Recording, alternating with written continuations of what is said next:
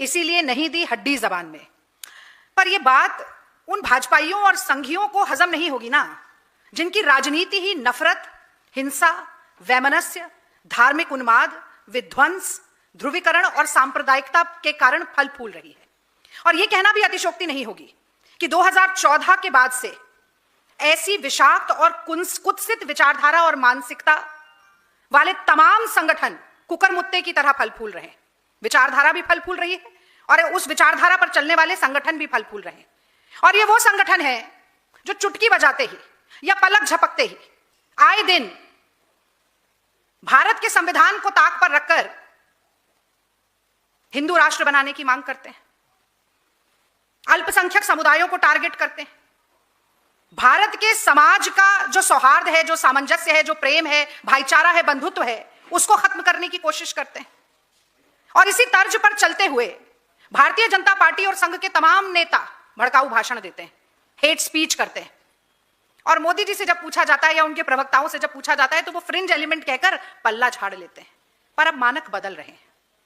Hemant Biswa Sharma fringe element नहीं है, भाजपाई हैं, पर संवैधानिक पद पर आसीन असम के मुख्यमंत्री हैं। तो अगर असम का मुख्यमंत्री ये कहे कि मियां को इतना परेशान करो कि वो असम छोड़ के भाग जाए, कि अगर रिक्शे वाला कोई मियां हो तो 5 रुपए की जगह 4 रुपया देना, तो ये अपेक्षा होती है।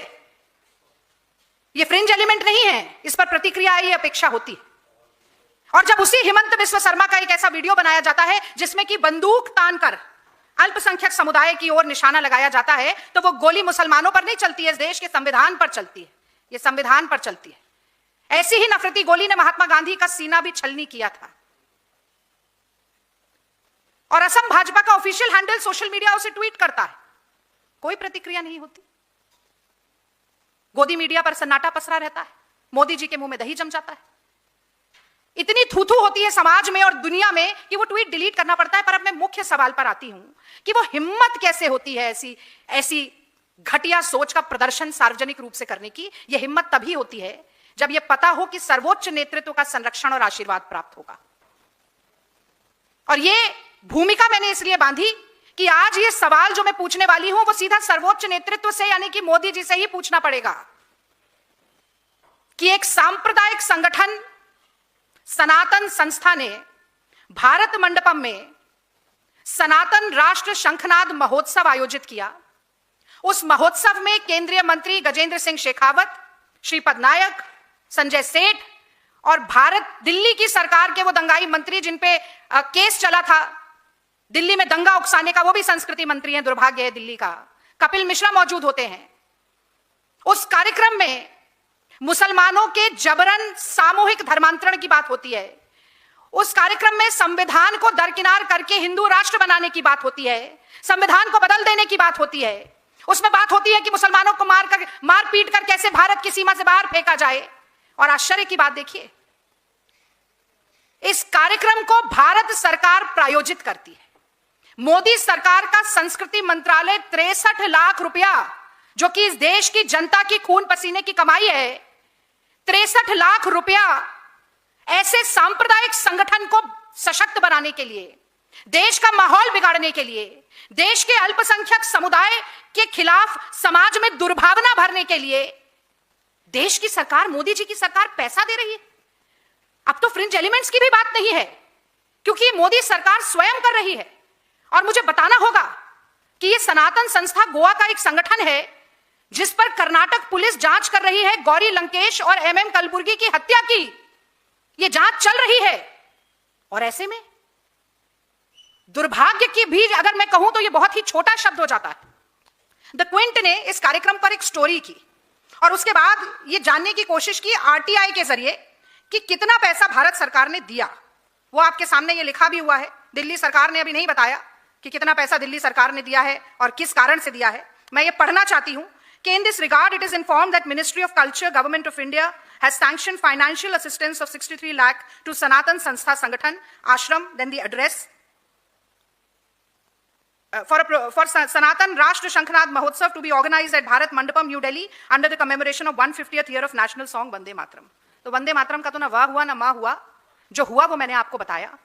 तो अब मैं सीधे सीधे 3-4 सवाल पूछना चाहती हूं कि एक ऐसे कार्यक्रम में जहां नारे लगे हों कि भारत तेरे अब्बू की जागीर नहीं है, जहां नारे लगे हों कि ये हम बनाम वो की लड़ाई है, जहां नारे लगे हों कि संविधान को छोड़कर हिंदू राष्ट्र बनाना है, जहां पर नारे लगे हों कि मुसलमानों को भारत की सरजमीन से भगाना है, ऐसे कार्यक्रम के लिए मोदी जी की सरकार ने 63 लाख रुपए क्यों दिए? मैं जानना चाहती हूं, क्या मोदी जी समाज में सांप्रदायिक ध्रुवीकरण चाहते हैं? क्या मोदी जी इस देश की गंगा जमुनी तहजीब को सरकारी पैसे से तार तार करना चाहते हैं? क्या मोदी जी अल्पसंख्यकों के खिलाफ काम कर रहे संगठनों को और सशक्त करना चाहते हैं? क्या मोदी जी इस देश की अनेकता में एकता को पूरी तरीके से ध्वस्त करना चाहते हैं? और यह सवाल पूछ जरूर मोदी जी से रहे हैं, पर मैं जानती हूं कि उनके लिए बेमानी है। और इसलिए बेमानी है कि मोहम्मद बिन सलमान को तो गले लगाएंगे, पर देश के मुसलमान को कपड़ों से पहचान जाएंगे, कुत्ते के पिल्ले के साथ तुलना करेंगे। जब मुसलमानों का वोट चाहिए होगा तो मोहम्मद सामी को भाई बना लेंगे, और जब हिंदुओं को भड़काना होगा तो हर चुनावी भाषण में मुसलमान को घुसपैठिया बताएंगे। तो मोदी जी से, उनकी सरकार से तो सवाल है, पर यह सवाल मैं भारत की जनता के सामने भी रखना चाहती हूं, इस देश के हर न्याय सम्मत नागरिक के सामने रखना चाहती हूं कि संवैधानिक पद पर बैठा व्यक्ति एक समुदाय पर गोली चलाएगा और एक ऐसे कार्यक्रम में जहां पर एक कम्युनिटी की एथनिक क्लेंजिंग की बात हो रही हो, वहां पर केंद्रीय मंत्रिमंडल जाएगा और भारत की सरकार पैसा देगी, तो भारत का मान सम्मान अंतरराष्ट्रीय पटल पर भी क्या रह जाएगा? और जब मैं अंतरराष्ट्रीय पटल की बात करती हूं तो मुझे एक बात मोदी जी को तो याद दिलानी ही पड़ेगी कि मोदी जी, आप अभी मलेशिया गए थे, वहां की 65% जनता जो है, जनसंख्या जो है वो मुस्लिम है, पर यह भारत के सर्वधर्म संभाव का सम्मान था, यह भारत की धर्मनिरपेक्षता की ताकत का मान था कि वहां आपका स्वागत मोदी जी रामायण पर आधारित तीता सेरी राम कठपुतली शो से किया जाता है। और उसी धर्मनिरपेक्ष भारत का जिसका आप प्रतिनिधित्व करते हैं, उसी धर्मनिरपेक्ष भारत में एक मुख्यमंत्री गोली चलाता है मुसलमानों पर और आपकी सरकार सांप्रदायिक संगठन को पैसा देकर उनको बढ़ावा देती है। क्या जरा भी लाज आपको नहीं आती है मोदी जी? एक बार अपनी अंतरात्मा की आवाज को सुनकर भी देखिए। और मैं लोकतंत्र के चौथे स्तंभ से बात करते हुए ये सनातन संस्था जैसे संगठनों पर भी मैं कुछ जरूर कहना चाहती हूं कि ऐसे संगठनों ने सनातन शब्द का सबसे ज्यादा अपमान किया है, सनातन शब्द का सबसे ज्यादा दुरुपयोग किया है। सनातन धर्म क्या होता है, यह तो गोस्वामी तुलसीदास जी ने श्री रामचरितमानस में बहुत पहले ही लिख दिया था कि परहित सरिस धर्म नहीं भाई और पर पीड़ा सम नहीं अधिमाई। यानी दूसरे को परेशान करने से बड़ा कोई अधर्म नहीं है और दूसरे को खुश करने से ज्यादा, उसकी पीड़ा को हरने से बड़ा कोई धर्म नहीं है। लेकिन जो मुंह में राम बगल में छुरी वाले लोग हैं, जो मर्यादा पुरुषोत्तम जय श्री राम कहते हुए मर्यादा पुरुषोत्तम के नाम को भी युद्ध का उद्घोष बनाना चाहते हैं और जो चाहते हैं कि धर्म को और प्रभु श्री राम को राजनीति के दलदल में हमेशा धसाए रखें और मैला करते रहें, वो ये बात थोड़ी जानेंगे। और प्रभु श्री राम तो खुद ही कहते हैं कि निर्मल मन जन सो मोहि पावा, मोहि कपट छल छिद्र न भावा। तो ऐसे लोग, ये सनातन संस्था जैसे लोग जो हैं, ये ऐसी जहरीली विचारधारा वाले लोग जो हैं, वो ना तो प्रभु राम के हैं, ना सनातन धर्म के हैं और ना जनता जनार्दन के हैं। और अब मैं अंतिम दो बातें कहना चाहती हूं। सबसे पहली बात तो मैं संविधान की बात करना चाहती हूं। यह तो हम सब जानते हैं और इस पर न जाने कितनी प्रेस वार्ता हुई है कि जब से संविधान बना है, संघ ने तब से संविधान का विरोध करना शुरू किया। पहले संविधान की प्रतियां जलाकर कहते थे मनुस्मृति संविधान बन जाए, और अभी 2024 के चुनाव तक 400 सीटें पार होते ही संविधान को बदल देंगे, ये भी लगातार वो लोग बोलते रहे। और उन्हें आज के समय में सबसे बड़ा दुश्मन या शत्रु कोई है अगर भाजपा का और संघ का, तो वो ये संविधान है जिसे राहुल गांधी हाथ में लेकर कहते हैं कि नफरत के बाजार में मोहब्बत की दुकान खोलनी है। और एक बार फिर ये पता चलता है कि ये संयोग नहीं है, ये प्रयोग हो रहे हैं। थोड़ा थोड़ा पैसा ऐसे संगठनों को देते रहो जो बार बार ये कहे, जनता को ये समझाने की कोशिश करे, या मैं कहूंगी बरगलाने और भड़काने की कोशिश करे कि संविधान को छोड़ दो, संविधान सही नहीं है। वो संविधान जो कहता है कि हर धर्म, हर जाति, हर वर्ग, हर संप्रदाय, हर क्षेत्र, हर भाषा, हर वेशभूषा, हर खान पान वाला व्यक्ति समान है। जो राहुल गांधी कहते हैं कि समता, समानता और न्याय का प्रणेता ये संविधान है, उस संविधान को तार तार करो। ये बार बार आपने नाम रखा सनातन शंखनाद, पर आप हिंदू राष्ट्र का शंखनाद बजा रहे थे। तो मैं कहती हूं मोदी जी आते क्यों नहीं संसद के पटल पर, और ये छुप छुप के क्या वार करना चाहते हैं? बोले खड़े होकर कि मैं चाहता हूं कि संविधान अलग कर दिया जाए, मनुस्मृति को बनाया जाए संविधान और हिंदू राष्ट्र बने। ये अपना 56 इंच का सीना तो उन्हीं ने नपवाया था ना। तो ये लुका छुपी का खेल मत खेलिए। ये संविधान, जब तक कांग्रेस पार्टी है, जब तक राहुल गांधी है, मल्लिकार्जुन खड़गे हैं, प्रियंका गांधी है और कांग्रेस का संघर्ष का एक भी साथी जिंदा है, इस संविधान को हम तार तार नहीं होने देंगे। और अंतिम बात मैं ये जरूर कहना चाहती हूं कि बार बार भड़काऊ भाषण दिए जाते हैं, हर चुनाव में दिए जाते हैं।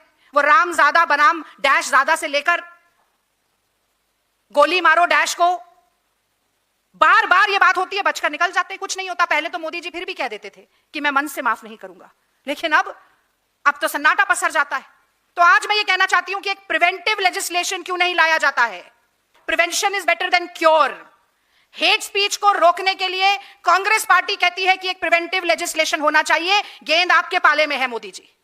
और मैं जानना चाहती हूं कि मुखिया मुख सो चाहिए खान पान सब एक, पाले पोसे सकल अंग तुलसी सहित विवेक। इसका लेश मात्र भी आप आत्मसात करते हुए, अपने आचरण में दिखाते हुए एक प्रिवेंटिव लेजिस्लेशन लाइए, ताकि जब आप भाषण दें, आपके नेता मंत्री संतरी भाषण दें, सनातन संस्था जैसे तमाम संगठनों में भाषण हो, तो ये हिंदू मुसलमान, हिंदुस्तान पाकिस्तान, नफरत, हिंसा, ये शब्द ही इस्तेमाल ना हो। और अगर ये शब्द इस्तेमाल नहीं होंगे तो आप भाषण दे पाइएगा कि नहीं दे पाइएगा, ये आपके दिमाग में जरूर सवाल होगा। पर मैं चाहती हूं कि इस छोटी ओछी स्वार्थ सिद्धि की राजनीति से अब आप ऊपर उठें और देश के बारे में जाते जाते, क्योंकि अब आपकी वापसी तो होने वाली है नहीं, जाते जाते एक प्रिवेंटिव लेजिस्लेशन की बात पर अपने विचार जरूर रखकर जाएं। इस विषय से संबंधित अगर कोई बात है, कोई सवाल है, तो मैं जरूर जवाब देना चाहूंगी। आप सभी का खास तौर से आज इंतजार करने के लिए, क्योंकि एआई समिट जो हो रहा है उसमें अंदर भी परेशान है लोग, बाहर भी परेशान है। और खुश केवल मोदी जी हैं, क्योंकि उनका चेहरा चमचमाता हुआ 4-5 वाइड एंगल वाला वीडियो उनका खूब चल गया। वी शेप में पीछे 2 मंत्री कदम ताल चल रहे थे, हीरो माफिक उनकी एंट्री थी। तो मोदी जी के अलावा तो सभी परेशान हैं। उनके एक मंत्री हैं, चीन का एक कंप्यूटर था, उसका वीडियो अपलोड किया हुआ है उन्होंने, और वो भारत की शान बता रहे हैं, बहुत शीशा लेदर हो रही है उसके चलते। अभी थोड़ी देर तक तो डिलीट किया नहीं था। तो एआई समिट कितना बड़ा फ्लॉप शो है, उसके कारण जनता कितनी परेशान बाहर भी हो रही है, उसकी आज भुक्तभोगी मैं भी रही। आपको थोड़ा विलंब मुझे हुआ, जिसके कारण इंतजार करना पड़ा, उसके लिए क्षमा प्रार्थी भी हूं। कोई सवाल है तो उसका जवाब देना चाहूंगी। मैं पूछता हूँ, मेरा नाम तेजपाल सिंह है। क्या ये हेट स्पीच का इस्तेमाल सिर्फ इसलिए किया जाता है कि जनता का ध्यान जो जरूरी और उचित मुद्दे उनसे भटकाया जा सके, या कुछ और? बिल्कुल सही आपने सवाल पूछा। देखिए, मैंने शुरुआत में यही बात कही कि जिनकी राजनीति जो है वो दिन दूनी रात चौगुनी बढ़ती है नफरती भाषण से, जाति के नाम पर, धर्म के नाम पर लड़वाने से, वो बार बार इसका इस्तेमाल करते हैं। और मैंने कई आपको उदाहरण भी गिनवाए, खुद मोदी जी की बात भी आपको गिनवाई। और अभी भी आप देखिए, जिस प्रदेश में चुनाव होता है वहां मुसलमान घुसपैठिए हो जाते हैं। एसआईआर में उनके नाम नहीं आते हैं, कौन घुसपैठी है, कितने घुसपैठी हैं, और जैसे ही चुनाव जाता है वो घुसपैठिए भी चले जाते हैं। तो ये राजनीतिक स्वार्थ सिद्धि के लिए, कुछ ब्राउनी पॉइंट स्कोर करने के लिए, जनता का ध्यान महंगाई, बेरोजगारी, असुरक्षा, किसानों की लाचारी, रुपए डॉलर की जो गिरती कीमत है, अर्थव्यवस्था जो है वो इतनी खस्ता हाल है, इन सब से हटाने के लिए लगातार इन चीजों का इस्तेमाल होता है। पर बहुत बड़ी बात यह है कि अगर समाज इससे बढ़ता है, अगर हिंदू मुस्लिम सिख ईसाई, महिला पुरुष, अगड़े पिछड़े दलित आदिवासी सब एक नहीं होंगे, तो ना अच्छे दिन आएंगे, ना 5 ट्रिलियन की इकोनॉमी बनेगी, और ना ही सबका साथ सबका विकास हो सकता है। लेकिन राजनीतिक फायदा तब होता है जब इन्हें बांट दिया जाए। वो अंग्रेज कहते थे ना, डिवाइड एंड रूल। तो अंग्रेजों की डिवाइड एंड रूल पॉलिसी को अगर आज कोई देश में चला रहा है तो वो संघ और भाजपा है।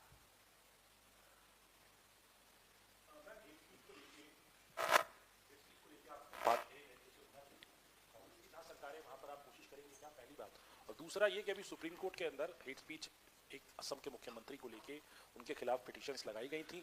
सुप्रीम कोर्ट ने रिजेक्ट कर दिया, ये कहते हुए कि एक राजनीतिक अखाड़ा ना बनाया जाए। जब भी चुनाव आते हैं, एक राजनीतिक अखाड़ा सुप्रीम कोर्ट को बनाने की, को बैटल ग्राउंड जो है, पॉलिटिकल बैटल ग्राउंड बनाने की कोशिश की जाती है।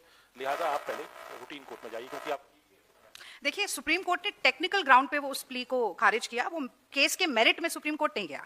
तो इसलिए ये कह देना कि सुप्रीम कोर्ट ये मानता है कि केवल राजनीतिक अखाड़ा है या किसी द्वेष के कारण आकर ये बात की गई। उन्होंने कहा कि जो ये एक खतरनाक ट्रेंड है कि हाई कोर्ट को बाईपास करके सीधा सुप्रीम कोर्ट पर आया जा रहा है, तो वो उन्होंने टेक्निकल ग्राउंड पे बात कही कि पहले आप हाई कोर्ट में जाइए, फिर हाई कोर्ट का जो भी निर्णय है उसे चैलेंज करने के लिए आप सुप्रीम कोर्ट आ सकते हैं। तो वो प्रोसीजरल एक प्रॉब्लम थी जिसको एड्रेस सुप्रीम कोर्ट ने किया। लेकिन इसी के साथ साथ मैं कहती हूँ, देखिए, जो लीगल बैटल है वो एक प्रोसीजर के तहत एक प्रक्रिया के तहत जो कानूनी है वो अपने आप लड़ी जाएगी। लेकिन हिमंत बिस्वा शर्मा की टीम को वो ट्वीट डिलीट इसलिए करना पड़ा क्योंकि लोगों ने धिक्कारा है उस ट्वीट पर। भारत में जहां पर हिंदू ज्यादा हैं, हिंदुओं को भी ये पसंद नहीं आया। क्यों नहीं आया? जो मैंने शुरू में भी कहा कि जो हमारा सनातन धर्म है वो सहिष्णु है, उदार है, मानवतावादी है। वो कभी ये नहीं चाहता कि किसी एक समुदाय को टारगेट किया जाए। ये राजनेता चाहते हैं, और इसलिए चाहते, मैंने आपसे कहा कि सऊदी अरब के क्राउन प्रिंस से तो आप गले मिलते हैं, मलेशिया जाते हैं तो भी आप गले मिलते हैं, पर हिंदुस्तान के मुसलमानों के साथ ये दुर्व्यवहार इसलिए है क्योंकि यहां पर आपको पोलराइज करना है, आपको वोट चाहिए।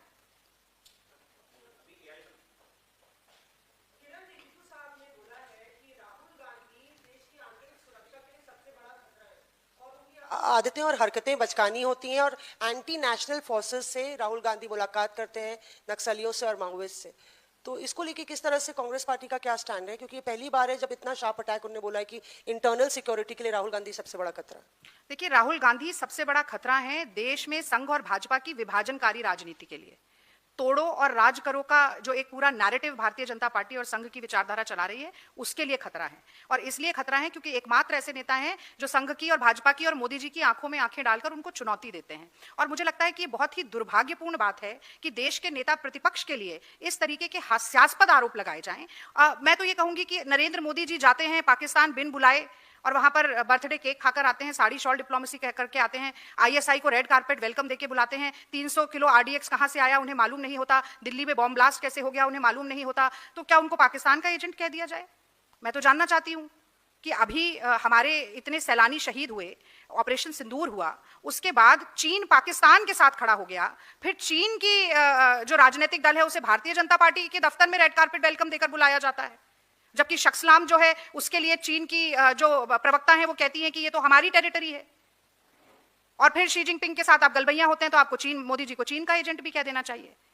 भाई, जो संवैधानिक पद पर बैठे लोग हैं उनकी एक गरिमा होती है। कांग्रेस पार्टी ने उस गरिमा का हमेशा मान रखा, और जिन नेहरू के साथ मोदी जी एड़ियां उचका अपना कद नेहरू जैसा बताने की कोशिश करते रहते हैं, समझते ही नहीं है कि दूसरे की लकीर कम मिटाने से अपनी लकीर बड़ी नहीं होती। उन नेहरू के पास तो जब चीन से युद्ध चल रहा था तब अटल बिहारी वाजपेयी गए और उन्होंने कहा कि आप विशेष सत्र बुलाइए। युद्ध के दौरान, ये कोई सीमा पे अतिक्रमण की बात नहीं थी, युद्ध के दौरान विशेष सत्र हुआ। अटल बिहारी वाजपेयी जी ने भारत सरकार को, नेहरू जी को पानी पी कर कोसा। हमने कुछ एक्सपंज नहीं करवाया, नेहरू जी ने उनको बाहर नहीं फिकवाया कि आप बाहर चले, बाहर फिकवा दीजिए या निलंबित कर दीजिए, या ये नहीं कहा कि अटल बिहारी वाजपेयी चीन के एजेंट हैं, उनकी भाषा बोल रहे हैं। क्योंकि सवाल पूछने से लोकतंत्र कमजोर नहीं होता है, सवाल पूछने से मोदी सरकार कमजोर होती है। मोदी जी की 56 इंची विश्वगुरु स्वयंभू महामानव की छवि कमजोर होती है क्योंकि उनके पास जवाब ही नहीं है। उनकी विदेश नीति फ्लॉप है, अर्थव्यवस्था पूरी तरीके से लचर है, महिलाओं के साथ दुर्व्यवहार समाज में बढ़ता जा रहा है, नौजवान बेरोजगारी के खिलाफ आंदोलित हो रहे हैं, किसान आज भी आत्महत्या करने के लिए लाचार घूम रहा है। पूरे देश में आप देखिए कितना बुरा हाल है। एआई समिट में आपको एक चीनी रोबोट को अपना बताना पड़ रहा है। ये मुझे लगता है इससे बुरी परिस्थिति तो आजाद भारत में हमारे हिंदुस्तान की कभी नहीं हुई जितनी आज मोदी जी के राज में हो रही है। जो एआई समिट में जिस रोबोटों की बात कर रहे हैं आप लोग, जो गलगोटिया यूनिवर्सिटी द्वारा प्रोजेक्ट किया गया था, फिलहाल गवर्नमेंट की तरफ से एक्शन लिया गया है कि जो एआई समिट में गलगोटिया यूनिवर्सिटी का पवेलियन बनाया गया था उनको वहां से हटा दिया गया, क्योंकि आप लोगों ने भी इस पे सवाल खड़े किए थे। आप इस कार्रवाई से सेटिस्फाइड है कि इतना करना काफी है? देखिए, मैं ये कहना चाहती हूं कि ऑप्टिक्स से ज्यादा इंपॉर्टेंट आउटकम होता है, नजारे से ज्यादा महत्वपूर्ण नतीजे होते हैं। पर मोदी जी के लिए उलट बांसी चलती है। मोदी जी का चेहरा चमके, मोदी जी के अपने गाल बजा सके, मोदी जी का गुणगान और महिमा मंडन हो जाए, मोदी जी का बढ़िया फोटोशूट हो जाए, उसके अलावा कोई प्लानिंग नहीं थी। एग्जिबिटर्स को 6 घंटे के लिए बाहर निकाल दिया जाता है, मोदी जी की सडन विजिट हो जाती है। एग्जिबिटर्स के प्रोडक्ट्स जो है वो हाई सिक्योरिटी एरिया से चोरी हो जाते हैं। खाने तक का इंतजाम वहां पर नहीं होता, फूड कूपन भी नहीं होते, वो खाना ही नहीं खा पाते, भूखे प्यासे होते हैं। बाहर आकर कांग्रेस पार्टी नहीं कह रही है कि एआई समिट फ्लॉप है, कि किसी चीज का इंतजाम नहीं हुआ, वो एग्जिबिटर्स ही बोल रहे हैं। वो कह रहे हैं हम तो आते ही नहीं अगर ऐसा होता। और मैं ये जानना चाहती हूँ, आप गलगोटिया यूनिवर्सिटी की पेविलियन हटाइए या गलगोटिया यूनिवर्सिटी को हटाइए, जो भारत के एआई समिट की भद्द पिटनी थी वो पिट गई, वो पूरी दुनिया में पिट गई। वो चाइना की न्यूज एजेंसी ने इस खबर को उठाकर चलाया है और बहुत वायरल किया है, और उस जो रोबोट है वो उसका दाम तक बताकर किया है। तो क्या ये पहले छानबीन नहीं होनी चाहिए थी कि कौन क्या प्रोडक्ट्स डिस्प्ले कर रहा है? मोदी जी तो ऐसे हाथ बांधकर, मैंने वीडियो देखा था, हाथ बांधकर यूं खड़े थे, ऐसे बड़ी गंभीर मुद्रा में सर हिला हिला के सुन रहे थे कि कौन क्या बता रहा है, क्या दिखा रहा है। और मैं तो कह रही हूं कि ठीक से एक्सपर्टीज लेते ना आप। मतलब अब मैं ये कह दूंगी कि भाई एंटायर पॉलिटिकल साइंस की जो डिग्री धारक हैं उनसे ऐसे ही एआई समिट की अपेक्षा की जा सकती थी, तो संघियों को, भाजपाइयों को बहुत पेट में दर्द हो जाएगा। पर ये सच्चाई है, तो इससे बहुत बेहतरी की उम्मीद थी। और ये कोई हमारे लिए भी खुशी की बात नहीं है अगर देश का नाम मोदी जी की और उनके मंत्रालयों की अव्यवस्था के कारण अगर भारत का नाम या छवि धूमिल होती है, तो हमें भी उतना ही दुख होता है। पर हमें सवाल तो पूछना पड़ेगा कि अगली बार ऐसा ना हो। आपने एक तो पूछ लिया नहीं पूछिए, 4 पूछिए। बीजेपी इसी बात का आरोप लगाते हैं, आप भी रोक रहे सवाल पूछने से। नहीं, अब मैंने कहा आपने पूछ लिया है। मेरा सिर्फ सवाल ये है मैम कि जो गलगोटिया यूनिवर्सिटी में 7.5 से 10 लाख रुपए खर्च आता है एक स्टूडेंट का पढ़ने में, उसको बनने 4 साल लगते हैं, 4 साल लगाता है और 10 लाख रुपए डालता है। दोनों को डालने के बाद इस तरह के इंजीनियर्स तैयार हो रहे हैं, चाइनीज रोबोट आ रहे हैं। तो क्या ये सिस्टम जो वर्तमान सिस्टम चल रहा है वो गरीब आदमी का पैसा सिर्फ उस घराना को ले जाने के लिए, क्योंकि एजुकेशन तो मिल नहीं पा रही है, जब एजुकेशन मेन प्रायोरिटी होनी चाहिए, वो बजट भी नहीं। तो आप इस पर क्या कहना आप चाहेंगे? बिल्कुल सही कह रहे हैं, एजुकेशन का बजट कम होता जाता है, अडानी अंबानी की जेब हर तरीके से भरती जाती है, शिक्षा का प्राइवेटाइजेशन हो रहा है, सरकारी नौकरियां हैं कम होती जा रही हैं, जो हैं वो मिल नहीं रही हैं, परीक्षाएं रद्द होती हैं, पेपर लीक होते जाते हैं, जो मेधावी छात्र हैं वो वहां तक पहुंच ही नहीं पाते जहां तक पहुंचना है, जिसके जेब में पैसा है वो डिग्री खरीद भी रहा है, वो पेपर जो लीक हो रहे हैं वो पेपर भी खरीद रहा है, प्राइवेट यूनिवर्सिटी में भी पढ़ रहा है। लेकिन इससे आपने सही सवाल पूछा कि इससे शिक्षा की जो क्वालिटी है उसके ऊपर बहुत बड़ा सवाल आता है, और वो गलगोटिया यूनिवर्सिटी का प्रत्यक्ष प्रमाण इस एआई समिट में दिया। धन्यवाद। ये इंडिया ब्लॉक को लेके एक सवाल था। संजय राउत साहब ने कहा है कि इंडिया ब्लॉक सिर्फ लोकसभा चुनाव में सक्रिय रहता है और उसके बाद संसद के बाद भी अभी किसानों को जरूरत है तो मीटिंग होनी चाहिए और बैठक होनी चाहिए, और अगर नेतृत्व परिवर्तन करना है तो उस पर भी चर्चा होनी चाहिए। तो आप लोग क्या सोचते हैं? देखिए, ये तो बड़ी अजीब बात है, संसद जो चर्चा के लिए बनाई है उसमें आप चर्चा होने नहीं देते, आप 3-3, 4-4 दिन तक नेता प्रतिपक्ष को बोलने नहीं देते। प्रियंका गांधी जी ने ये कहा कि 0 आवर में हमारा तो नंबर ही नहीं आता है, हमेशा सेशन सत्र को डिसरप्ट करने के लिए निशिकांत दुबे का बैलेट में से निकल कर नंबर आता रहता है और वो कुछ भी अनर्गल अनाप शनाप बकते रहते हैं। तो आप, सरकार की जिम्मेदारी है सत्र को चलाना। और मैं याद दिलाना चाहती हूं कि जब भारतीय जनता पार्टी विपक्ष में थी तो अरुण जेटली जी और सुषमा स्वराज जी कहते थे कि obstruction is a legitimate tactic, और अब कह रहे हैं कि संसद के बाद आप बात करिए। अरे संसद में बात करिए ना। कहते रह गई प्रियंका गांधी जी कि पोल्यूशन पर डिबेट चाहते हैं। आप सब तो दिल्ली में मेरी तरह रहते हैं, दिल्ली एनसीआर में गैस चेंबर में रह रहे हैं हम, AQI 1000 होता है, जहां मॉनिटर्स लगे वहां पानी का छिड़काव कर करके 400-500 दिखाया जाता है, सबको मालूम है ये बात, उस पर कोई चर्चा नहीं है। आप कह रहे हैं कि संसद जब खत्म हो जाए तब चर्चा कीजिए, तब भी कीजिए, पर जो लोकतंत्र का मंदिर है उसके अंदर तो चर्चा कीजिए। वो तो आपने केवल स्पीकर की गुंडागर्दी का और निशिकांत दुबे जैसे लोगों की को खुली छूट देने का कि वो सड़क छाप भाषा का प्रयोग संसद में करें और देश के महानायकों की छवि को धूमिल करने की कोशिश करें, केवल संसद इसके लिए सीमित रह गई है। धन्यवाद।